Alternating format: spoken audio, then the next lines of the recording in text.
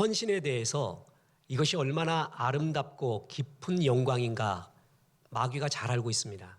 그래서 마귀는 헌신에 대한 두려움과 그리고 막는 방해의 마음을 심어줍니다. 나 같은 죄인이 무슨 헌신이야. 내가 알고 너도 알고 무엇보다 하나님도 아는데 나 같은 죄인이 이런 헌신을 할 자격이 있는가? 이런 생각을 심어줍니다. 내 문제도 지금 코가 석자인데 이 일 다 해결하고 해야지 무슨 네 주제에 헌신이니? 이런 생각을 심어줍니다. 뿐만 아닙니다. 내가 지금 헌신해서 마음과 생각과 시간과 열정과 물질을 쓰면 너무 손해가 아닌가? 이런 마음을 은근히 심어줍니다. 그래서 헌신을 못하도록 합니다. 적당히 믿도록 합니다.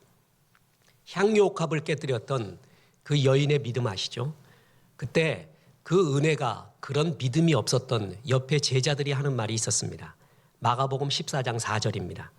어떤 사람들이 화를 내어 서로 말하되 어찌하여 이 향유를 허비하는가? 허비하는가? 믿음이 없잖아요. 은혜가 없잖아요. 그러면 헌신하는 그 시간과 열정과 물질, 마음을 허비한다고 생각을 합니다. 마귀가 그렇게 심어줘요. 그건 허비하는 일이야. 의미 없는 일이야. 그러나 그렇지 않습니다. 주님께 헌신하고 순종하는 것은 이 세상에서 가장 좋은 일입니다. 왠지 아십니까? 내가 헌신하고 순종한다는 것은요. 나를 무너뜨리고 헌신하고 순종한다는 것은 나보다 더 기쁜 그 무엇을 발견했다는 것을 의미합니다. 진짜 이것이 최고이다라는 걸 발견했을 때 나를 무너뜨려 버립니다. 그리고 내 시간과 마음을 주게 되잖아요. 이 세상에서 제일 행복한 사람은 헌신할 대상, 올바른 대상을 발견하고 거기에 헌신하는 삶입니다. 제일 불쌍한 사람은 그걸 발견하지 못한 사람이에요. 내 마음과 생각을, 내 불타는 젊음을, 내 인생을 던질 만한 그 무엇이 없는 사람, 헌신의 대상이 없는 사람, 불행한 사람입니다. 헌신을 하되 의미 있고 영원한 것이 아닌 죄의 욕망에 육신의 정욕, 안목의 정욕, 이생의 자랑을 쫓아 모든 인생을 불태우는 사람, 이런 사람 불쌍한 사람입니다. 올바른 헌신의 대상을 발견한 사람, 나를 넘어서는 진짜 기쁨을 발견한 사람, 그 사람처럼 기쁜 인생은 없습니다. 오늘 본문은 두 가지 의미를 말합니다. 헌신은 손해보고 두려운 일이 아니라는 것입니다. 출애굽기에 보면은 마귀 내지는 마귀 하수인의 상징인 사람이 나타납니다. 애굽 왕 바로입니다. 하나님은 모세를 보내서 바로 왕에게 이스라엘 백성들이 바깥으로 출애굽을 하여 광야에서 야훼 하나님을 섬기게 하라라는 말씀을 전하도록 합니다. 그 말을 듣고요. 듣겠습니까? 하나님이 재앙을 내리죠. 하나님이 함께하는 기적을 보여줘요. 그때 바로가 4가지의 제안을 합니다. 이게 성도를 무기력하게 만드는 마귀의 술책이에요. 첫째가 뭐냐면 예배드리지 말래요. 여기 나가지 말래요. 그런데 하나님이 기적을 보여요. 안 되겠다 싶어서 가기는 가되 너무 멀리 가지 말래요. 세 번째, 멀리도 가야겠다. 너만 가라. 가족은 놔두고 가라. 전도하지 말라는 얘기예요. 가족도 나가야겠다. 이러니까 그래 다 나가라. 너도 나가고 가족도 나가라. 그런데 돈은 놓고 나가라. 마지막에 붙잡은 게 물질이에요. 다시 말합니다. 예배드리지 마라. 너무 멀리 가지 마라. 너만 가라. 물질은 놓고 가라. 이게 마귀가 어쩔 수 없이 하나님을 믿게 된 사람, 자기의 손을 벗어나서 그 사람에게 그들의 무기력하게 만드는 방법, 그게 바로 4가지의 술책이었어요. 그 중에 두 번째 보세요. 그게 오늘 본문이에요. 가기는 가되 예배는 드리되 헌신은 하나님을 믿긴 믿되 너무 깊이 믿지는 말라. 그게 오늘 본문이에요. 출애굽기 8장 28절 보세요. 바로가 가로되 내가 너희를 보내리니 너희가 너희 하나님 여호와께 광야에서 제사를 드릴 것이나 너무 멀리 가지는 말라. 멀리 가지는 말라. 적당히 믿어라. 깊이 빠지지 마라. 적당히 사랑해라. 수박 겉핥기라고 아시죠? 수박 겉핥기는 수박 맛을 아직 모르는 사람입니다. 수박은 언제 기적이 나타나는 줄 아세요? 짜게 보세요. 그러면 파란색인 줄 알았더니 그 세계에 그 속세계는 빨갛고 까만 점들이 박혀 있어요. 완전히 다른 세계예요. 그걸 어그적 씹어 먹어보세요. 여름이 들어와요. 우주가 들어와요. 먹어봐야 알거든요. 수박 겉핥기는 맛을 본 게 아닙니다. 근데 마귀는 어쩔 수 없이 하나님을 믿게 된 사람들에게 그 사람의 하늘의 기쁨을 뺏어가기 위해서 가기는 가되 믿기는 믿되 너무 멀리 믿지는 마라. 깊이 믿지는 마라. 헌신의 세계, 순종의 세계까지는 들어가지 말라. 이런 말을 하게 됩니다. 그렇습니다. 헌신하고 순종하면 네가 없어지잖아. 네 생각이 얼마나 중요한지 아니? 너는 우주의 중심이야. 네가 열심히 생각하고 바라면 우주의 정령도 도와주잖아. 삶의 주인은 너야. 네 생각을 왜 허물려고 하니? 네 자아를 왜 허물려고 하니? 그런 이야기합니다. 헌신하고 순종하면 내가 없어지는 줄로 알아요. 그래서 내 인생의 즐거움과 기쁨과 생각의 기쁨이 없어지는 것처럼 여기게 만들어요. 헌신 못하게 해요. 심지어 헌신하면은 결국 선교지로 가라는 얘기다. 그리고 거기 선교지 가면 순교해야지 그게 하이라이트야. 그게 순교 컴플렉스라고 합니다. 적당히 믿자. 내가 더 깊이 믿다가는 큰일 날 수도 있을 것 같다. 적당히 믿고 적당히 들어가지 말자. 요 정도에서 있자. 그게 마귀가 우리에게 주는 술책입니다. 하나님은 우리를 살리려고 하고 잘되게 만들려고 해요. 근데 마귀는 우리가 불행해지기를 원하는 세력이죠.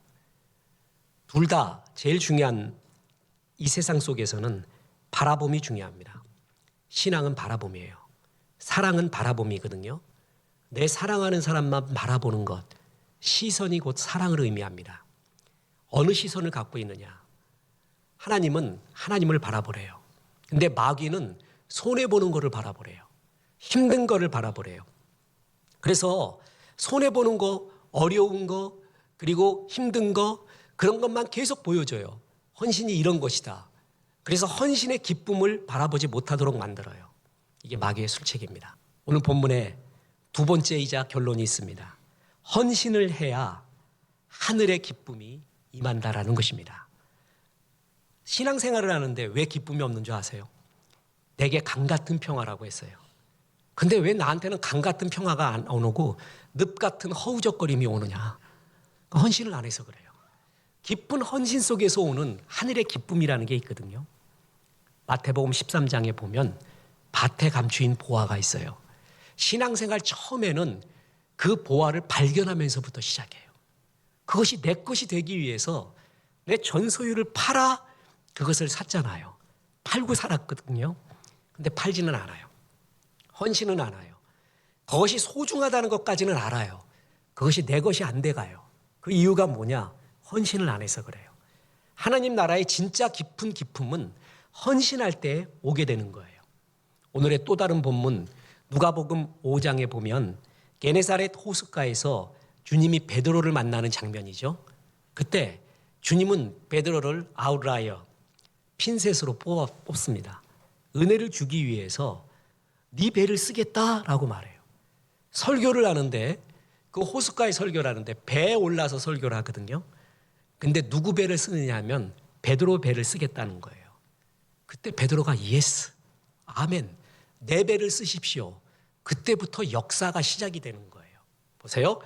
5장 3절에 예수께서 한 배에 오르시니 그 배는 시몬의 배라.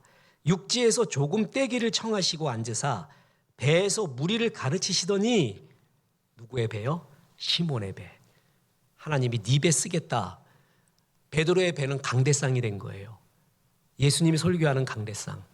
그것처럼 영광스러운 게 없습니다. 그런데 마귀가 그때 아마 이런 속삭임 줬을 거예요. 네 배 부서질 수도 있어. 야, 그거 잘못하면 뒤집힐 수도 있다. 그걸 왜 주냐? 허구 많은 배 중에 다른 사람 배 쓰라고 해. 그럼 이런 역사 안 일어나요. 역사가 일어나는 거는 주님 하십시오. 주님 제가 여기 있습니다. 거기부터예요. 배를 썼잖아요. 그 후에 예수님이 설교하고 난 다음에 대중 설교하고 베드로에게 보여주고 싶은 것이 다른 그 무엇이 있었나 봐요. 설교를 하셨어요. 근데 그 설교 때 사람들이 은혜를 받아서 어떤 변화가 일어났다라는 구절은 없습니다. 그런데 그 설교 후에 베드로 보고 나와 함께 깊은 데로 가자고 말을 해요. 베드로를 결정적으로 변화시키기 위해서 그래요. 보세요. 그래서 데리고 갔어요. 그리고 누가복음 5장 4절에 이렇게 말합니다. 말씀을 마치시고 시몬에게 이르시되 깊은 데로 가서 그물을 내려 고기를 잡으라. 아까 바로는 뭐라 그랬죠? 가기는 가되 멀리 가지는 마라. 주님은 뭐라 그랬어요? 나와 함께 깊은 데로 가자. 완전히 반대의 말이죠. 믿긴 믿되 깊게 믿지 말래요. 그런데 주님은 베드로한테 나와 함께 깊은 데로 가자. 이 깊은 데로 갔을 때 오늘날의 베드로가 진짜 은혜 받고 하나님의 영광을 본 때가 주님과 함께 깊은 데로 갔을 때예요. 그때 그물을 내리라고 하잖아요. 그래서 그물을 내리면서 지금 이 시간에 이 물가에서는 그물 내려도 소용없습니다. 그의 경험이자 그의 프로의 마음이었어요. 근데 하나님이 그물 내리라 할 때 그 그물을 내렸을 때 그물이 찢어지도록 물고기가 잡히잖아요. 다른 동료의 배를 요청할 정도로 그물이 잡히잖아요. 물고기가 말해요. 이때 베드로가 이 세상에서 경험할 수 없는 걸 체험한 거예요. 그 시작이 뭐예요? 베드로야, 네 배를 쓰자. 플러스 나와 함께 깊은 데로 가자. 마귀는 말합니다. 내 배 쓰지 말라고 하십시오. 또 하나, 깊은 데로 간다고? 그러지 마라. 가기는 가되 멀리 가지는 마라.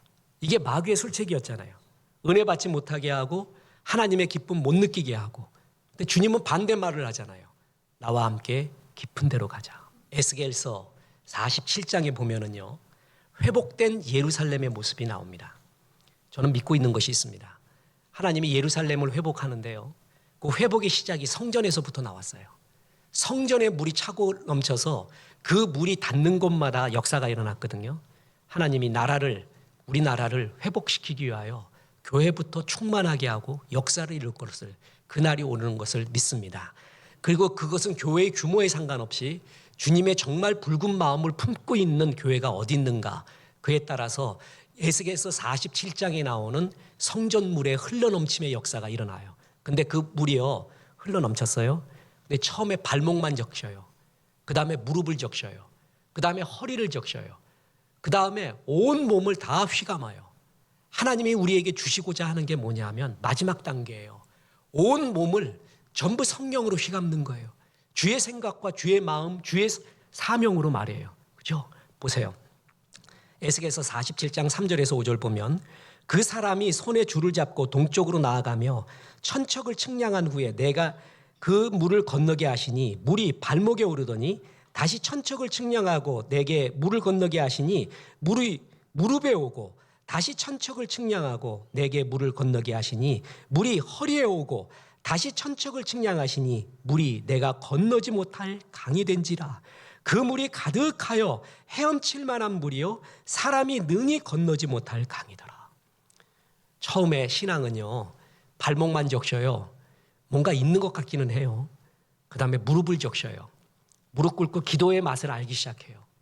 하나님의 능력을 체험하는 허리까지 오는 때가 있어요. 아, 진짜 있구나. 근데 주님이 정말 주고자 하는 거는요, 온 몸을 다 휘감아 버리는 거예요. 그때부터는 헤엄친다 그러죠. 내 힘이 아니에요. 알 수 없는 성령의 힘, 그 주님의 능력의 역사, 주님이 우리에게 주고자 하는 단계는 이 단계예요. 그런데 바로가, 마귀가 말합니다. 발목만 적셔. 무릎만 적당히 적셔. 그리고 첨벙거려. 네 생각, 네 마음 그대로 있어라. 네 생각 얼마나 멋있니? 네 기쁨 얼마나 좋은 거야. 그거 유지해. 적당히 믿어. 멀리 가지는 마. 많이 적시지는 마. 그렇지 않습니다. 보세요. 마침내 물이 나의 온몸을 적셨어요. 그리고 그 물이 흘러넘치는데 그 물이 닿는 곳마다 어떤 역사가 일어나냐 하면 에스겔서 47장 9절 보세요. 이 강물이 이르는 곳마다 번성하는 모든 생물이 살고 또 고기가 심히 많으리니 이 물이 흘러 들어가므로 바닷물이 되살아나겠고 이 강이 이르는 각처의 모든 것이 살 것이며. 참 에스겔서에 나오는 영광스러운 구절이에요. 이 성전에서부터 흘러나온 물이 닿는 곳마다 살아나요. 역사가 일어나요. 그런데 어느 때 이 역사를 체험할 수 있느냐? 온몸이 잠길 때예요. 내 온몸이 성령의 물로 잠겨서 내 물이 흘러가는 곳마다 살아나는 역사, 생명의 역사가 있어 보세요. 얼마나 좋습니까? 이것처럼 영광스러운 인생은 없어요. 근데 발목만 적셔요? 무릎만 적셔요. 그래갖고 이런 역사 안 일어나요. 온몸이 적셔질 때, 차고 넘쳐버릴 때, 내잔이 넘쳐버릴 때 그것이 흘러넘쳐서 이런 역사가 일어난다는 거예요. 그래서 하나님은 이 기쁨을 알기 때문에 차고 넘쳐라. 나와 깊은 데로 가자. 네 몸 아직 발목만 적셨다. 무릎만, 허리만 적셨는데 그것도 신앙이야.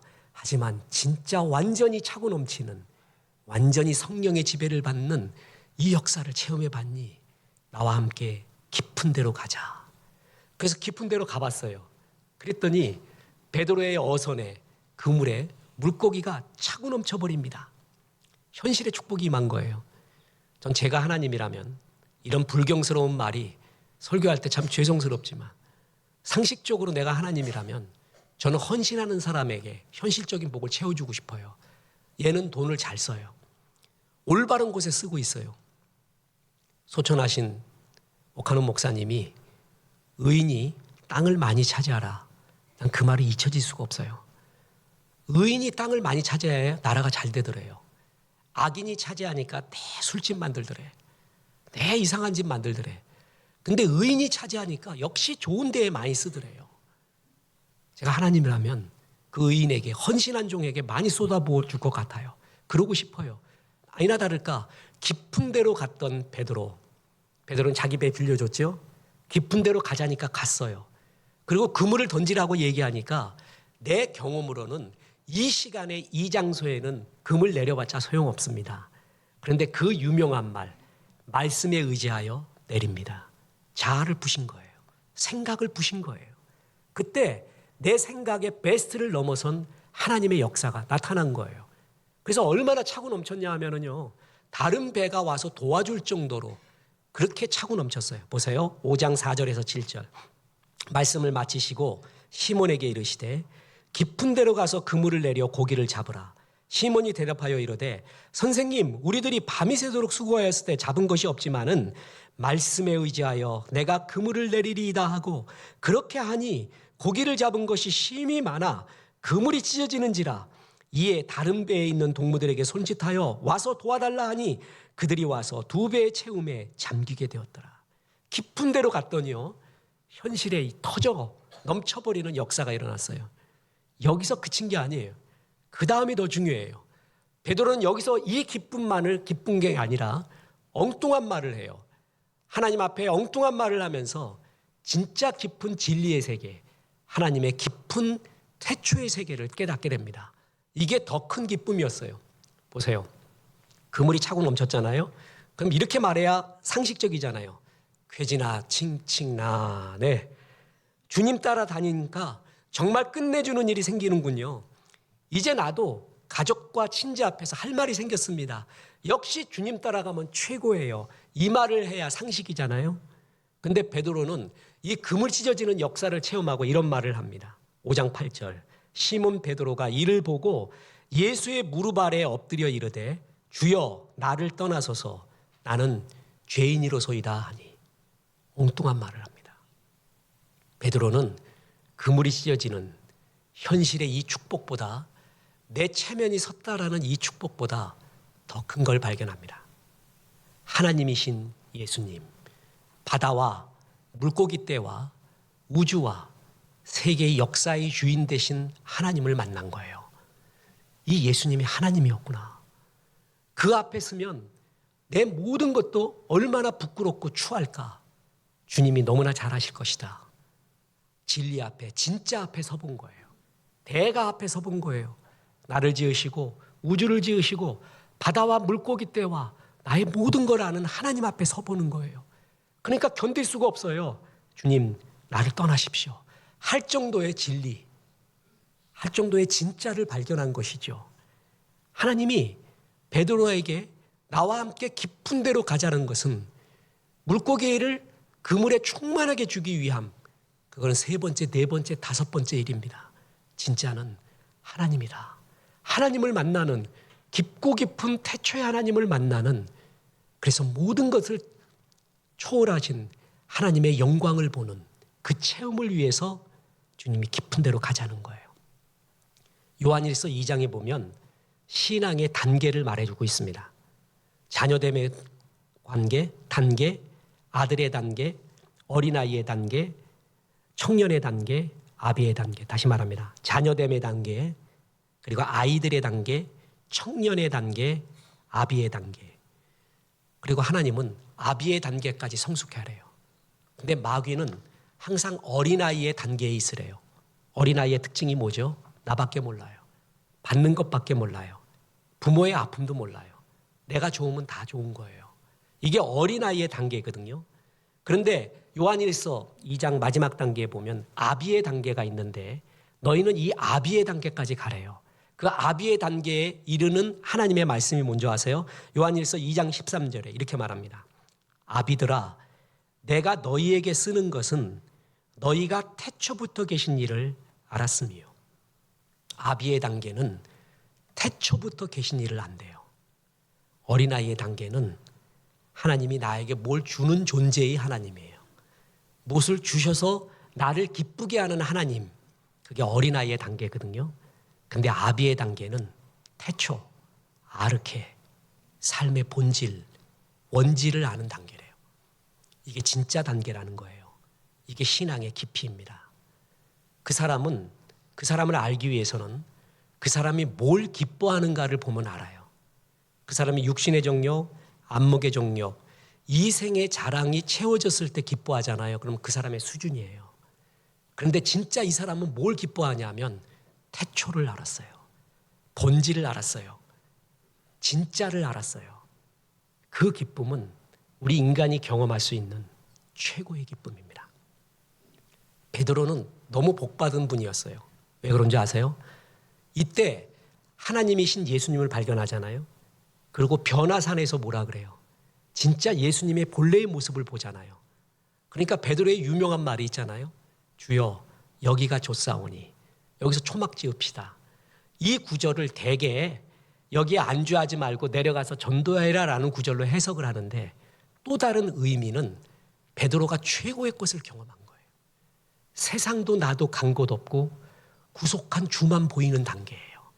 여러분 이 단계, 이 기쁨 다 필요 없어요. 내가 이걸 기도해왔고 이게 문제라고 하고 이걸 애태워왔는데 그것도 다 넘어가 버렸어요. 세상과 나도 간 곳 없어요. 구속한 주만 내 앞에 있어요. 여기가 좋아요. 그 기쁨 말이에요. 그 기쁨의 세계. 주님은 그걸 보여주고 싶었어요. 그래서 나와 함께 어디로 가자고요? 깊은 데로 가자. 지금 수요 예배는 욥기의 마지막 하이라이트로 달려가고 있습니다. 하나님의 나타나심. 마침내 나타나신 하나님, 그리고 이번 수요일 날에는 베헤못과 리워야단 중에 리워야단 이야기를 하고 42장에서 마지막 회복의 이야기를 하면 욥기가 끝나게 됩니다. 전 지난주에 얘기했는데 욥기 38장에서 42장까지는요. 성경에 나오는 주제와 정말 독특한 주제예요. 이런 게 성경에 있다는 것이 저에게 얼마나 자유와 무한한 기쁨을 주는지 몰라요. 하나님이 욥이 말해요. 최고로 문제가 있고 그 문제를 해결받아야 되는 사람의 상징이에요. 그 욥을 어떻게 해결하냐 하면은 하나님이 태초의 세계를 보여줘요. 태고의 세계를 보여줘요. 욥이 생각 이상의 리오 야단이니 베헤못이니 이런 건 상관도 없어요. 내 의식 밖이에요. 실존의 밖이에요. 내 기도 제목의 밖이에요. 그걸 보여줘요. 태초를 보여줘요. 태고를. 그러면서 욥을 치유해 가서요. 저는 아직도 이 구절의 진짜 의미를 모르겠습니다. 그래서 성도님께 지난 수요 예배 때 얘기했어요. 10년 후에 욥기 38장에서 42장을 다시 강해하겠습니다. 그리고 10년 전에 했던 약속 창세기 1, 2, 3장을 다시 강해하겠습니다를 요번에 하려고 합니다. 욥기를 마치면 창세기 1, 2, 3장 경우에 따라서는 5장까지 합니다. 10년 전에 이 강해를 하고 나서 너무 부족한 나의 신학적 지식, 영성의 깊이를 느꼈어요. 태초에 있는 이야기, 우리의 모든 시작의 이야기, 이게 얼마나 중요한지 몰라요. 그래서 욥기를 끝나면 태초의 이야기를 해요. 왜 이 이야기가 중요한지 아세요? 태초를 알잖아요. 내 실존을 벗어난 진짜의 깊은 세계를 알잖아요. 그러면 다시 말합니다. 아직도 이해가 안 가요. 그게 욥을 치유를 했다는 거예요. 난 정말 이게 이해가 안 가요. 이렇게 말해야 치유가 되거든요. 내 고난의 이유가 뭡니까 하나님? 그런 욥 앞에 야 사실 네 고난은 너는 의인이라고 내가 인정했는데 마귀가 하나님의 회의에 들어와서 하나님이 너에게 줬던 것 때문에 믿는다고 이렇게 말하더라. 내가 테스트해보라고 했다. 넌 테스트를 잘 통과했다. 이제 테스트 통과했으니까 회복이다. 이게 이성적인 말이거든요. 논리예요. 그런 말 하나도 안 해요. 욥은 죽을 때까지 자기 고난의 이유 몰라요. 그런데 회복이 됐어요. 어떻게 회복되느냐? 하나님이 그 문제에 대한 해결을 해주지 않고 태고의 이야기를 해줬어요. 너 태초에 이런 이야기 있었던 거 아니?